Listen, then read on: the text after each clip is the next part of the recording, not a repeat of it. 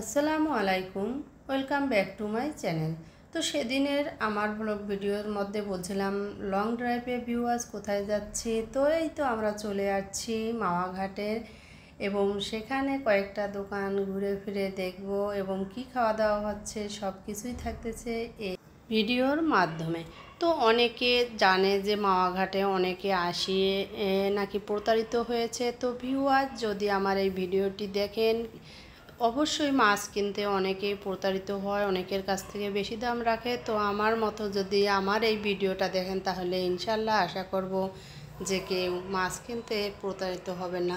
তো ভিউয়ার্স, রাতের মধ্যে এখানে অনেক অনেক গাড়ি পার্কিং হয়েছে এবং অনেক লোকজন এসেছে। তো এভাবেই আমরা 4-5টা কিন্তু ইলিশ মাছের দোকান দেখেছি, কে কীরকম দাম চায় যাচাই বাছাই করেছি।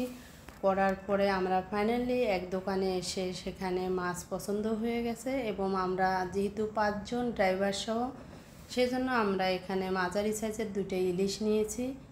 এই দোকানে অবশ্যই চিংড়ি আর কাঁকড়াও আছে। তো আমরা কিন্তু ওই মাছ 2টা পছন্দ করে কাটার জায়গায় নিয়ে গেছে লোকটা। তো এখানে সে এত দ্রুত মাছ কাটে, আর মাছ কাটার এত হাতের সেটা কিভাবে আর বলবো। তো ভিউয়ার্স দেখেই বোঝা যাচ্ছে অনেক দ্রুত মাছ কাটে। আমার মাছ 2টা কাটার আগেই আরও 2টা এসে গেছে। তো এভাবে অনেক ঈদে এসেছে। তো আমার এই মাছ 2টা কত দাম নিয়েছে, 1000 টাকা নিয়েছে। আর হচ্ছে যে অনেক দাম চেয়েছে, কিন্তু আমরা 1000 টাকা দিয়ে নিয়েছি। তো অনেকের কাছ থেকে এই ইলিশ মাছগুলো ওরা অনেক বেশি দামে রাখে। তো আমরা ঈদের সময় আসছি যেহেতু, তো সেক্ষেত্রে একটু দামটা হয়তো বেশি রেখে দিয়েছে। তারপরেও মাছগুলো মোটামুটি বড়, 500 টাকা করে পিস, ঠিক আছে এক হিসাবে। তো ভিউয়ার্স, এই যে আমার মাছ 2টা কেটে দেওয়া শেষ করেছে। তারপরে হচ্ছে তার মধ্যেও আবার মাছ 2টা অন্য আরেকজনেরও এসেছে। তো এরা লেজটা অনেক সুন্দর করে কিন্তু কাটে, এবং এরা মাছগুলো সাধারণত 2বারেই পরিষ্কার করে নেয়। আমি বলছিলাম যে আপনারা 2বার শুধু মাছগুলো ধুলেন, তাহলে যে ইলিশ মাছ আর কি বেশি ধুলে স্বাদ থাকে না। তো এখানে মাছগুলো নিয়ে আসছে, আসার পরে জাস্ট লবণ, হলুদ আর শুকনা মরিচের গুঁড়ো দিছে, আর কোনো কিছু এখানে মাছ ফ্রাইতে দিবে না। তারপরে এখানে ভিউয়ার্স যেটা বলতেছে, আলাদা করে তেল, ডাল, খেলে ডাল কিনতে হবে, ভাত নিতে হবে, আলাদা করে যদি ভর্তা নিতে চান সেক্ষেত্রে হবে। আর এখানে বেগুনটাও আলাদা করে নেওয়া লাগে। তো এরা বেগুনগুলো পিস করে রেখে দিয়েছিল। তো যে যে কয় পিস করি বেগুন ফ্রাই আর কি নিতে চায় সেই কয় পিসেই ফ্রাই করে দেয়। তো আমরা এখানে 3 পিস বেগুন নিয়েছি। আর এ পাশেই আবার ওটা মাছ সব কিছু ফ্রাই করতে দিয়ে সালাদ করতেছে রেডি। তো খুবই এনার কাজের এক্সপার্ট, একেবারে এক্সপার্ট। তো আমাদের কিন্তু ইলিশের ডিমগুলো অলরেডি ভেজে নেওয়া হয়ে গেছে, আর লেজ 2টাও উঠাই রাখছে। লেজ ভর্তাতে কিন্তু লেজ 2টা বেশি মচমচা করে ভাজেনি, হালকা নরম রেখেই উঠে নিয়েছে।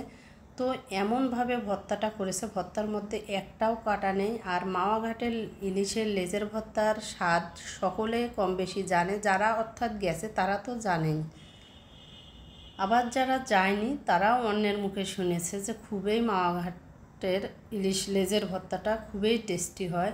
তো যাই হোক ভিউয়ার্স, যে দেখেন কত দ্রুত ইলিশের লেজের কাটাগুলো আলাদা করলো, এবং কয়েকটা এখানে দিয়ে উঠাই নিল।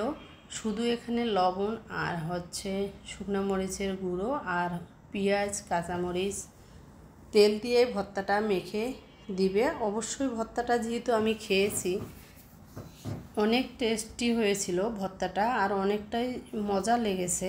তো যারা মাওয়া ঘাটে যাবেন লেজের ভর্তাটা মিস করবেন না অবশ্যই, যেহেতু ইলিশ কিনে নেবেন। আর লেজটা ওরা ভর্তা করেই দেয় সব সময়, আর মাথা আর বাকি অংশগুলো ফ্রাই করে দেয়।